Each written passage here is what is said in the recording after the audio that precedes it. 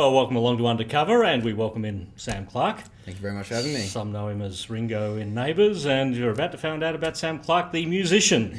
Yes. So this is sort of the chicken and the egg question first, Sam. What came first? Well, definitely music for me. I've sort of been playing in bands for quite a while, since I started playing music at around 15. I started to get into guitar and into singing from there and songwriting. And I mucked around with just sort of, fun school bands, and then I had a little bit more serious band when I left school, and then I came over here to work on Neighbours for 3 years, and I've sort of just been plugging along with it since then. Yeah, because we'll explain the Neighbours thing, because you entered a contest, didn't you? Yeah. Get a little run in Neighbours that lasted 3 years. It's pretty crazy. I entered a competition, the Dolly Search for Neighbours Next Big Stars competition, in 2006, and the prize was a 3-month contract on Neighbours, with the possibility of staying on from there. And it's now been 3 years on the show. I'm on a slight break at the moment to promote the music, and then I go back at the start of next year. Oh, okay, so you haven't left the show? No, I'm just taking on hiatus, I suppose, is the way to describe it. So what happens in the show? Do you go away on holidays in the show? Or? Well, I can't give away too much because I'll get in trouble. That might not have me back. But it's sort of relationship difficulties, as there always is in a soap. And I suppose they're sort of the catalyst for Ringo to take a leave somewhere. They're not going to do like a Bobby Ewing where, you die. No, and then come back a year later and the whole last year was a dream. Oh, whoops, yeah. We realise we need him on the show still. Yeah. No, I haven't died yet, and hopefully I don't die. Yeah. Well, it's a good break to actually get the music, I guess, career with a bit of acceleration behind it. So what will that mean? Will that mean, getting the band out and touring? And doing we basically start in the next couple of days. We start doing an in-store run. So we'll be doing 4 weeks worth of solid promotion on it, going around the country and playing in, shopping centres, Insanity, HMV, Virgin stores, stuff like that, just to show people that I can sing, that I can play, and, people can meet me, chat to me, etc., and get a signed copy sort of thing. So we're starting with that, as well as some TV work that I've done over the last couple of weeks to really give it a good push.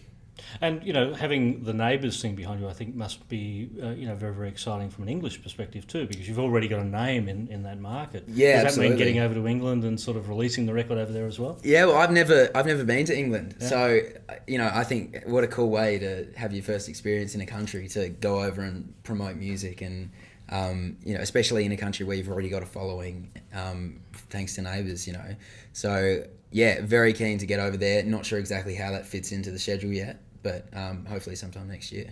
Because, when you look at Neighbours and you look at Home and Away, I am allowed to mention Home and Away, aren't I? Absolutely. You're allowed to mention whatever you like. Okay, fine. Just checking.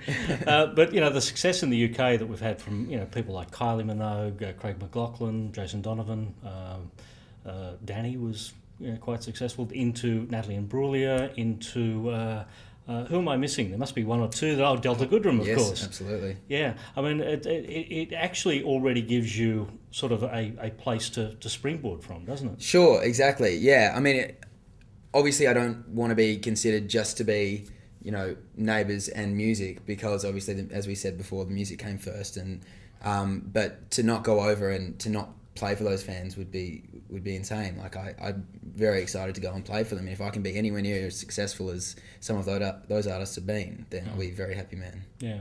Well, you mentioned before when you came here, so we should mention that here is Melbourne, and, yes. And there, where you came from, was Adelaide. Yes, absolutely. Which is one of those cities that has this rich heritage of rock and roll, doesn't it? The Angels came from Adelaide. Cold Chisel were an Adelaide band. Masters Apprentices, Adelaide band.